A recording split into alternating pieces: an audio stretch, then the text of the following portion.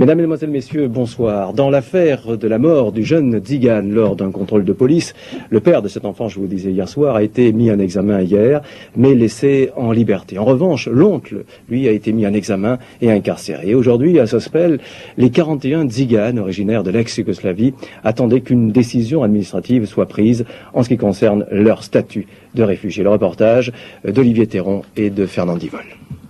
Depuis lundi, ils sont là, assignés à résidence dans cette salle de sport de Sospel. Les soins et la nourriture sont fournis par la Croix-Rouge française. Un arrêté d'expulsion pour lequel ils ont fait appel leur a été signifié hier et leur demande d'asile politique est à l'étude. Le problème pour ces Tziganes, c'est qu'ils ne viendraient pas de Bosnie, mais plutôt d'un village de Serbie, Novi Baza. Pour l'Office français de protection des réfugiés et des apatrides, l'asile politique ne se justifierait pas.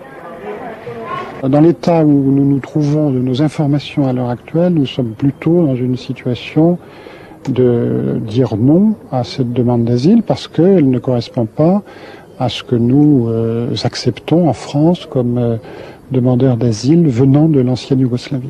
Sans statut de réfugié politique, l'issue ne fait aucun doute. Ces 36 Tziganes de Serbie risquent d'être rapidement reconduites aux frontières entre un pays en guerre et un autre qui ne les accepte pas.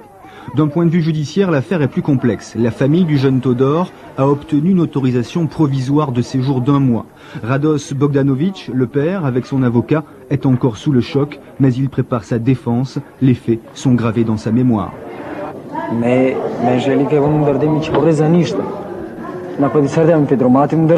La seule chose que j'ai à l'esprit, c'est qu'ils ont tué mon enfant.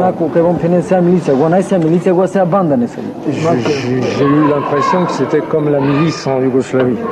L'avocat de la famille Bogdanovic juge intolérable la détention de l'oncle de la victime, alors que le policier, lui, a été laissé en liberté. Il a donc décidé avec ses clients de passer à l'offensive. J'envisage de me constituer partie civile contre le policier à la demande de mes clients, Rados, et de son épouse, ne serait-ce que pour séparer le bon grain de l'ivraie et peut-être rétablir la réalité des faits.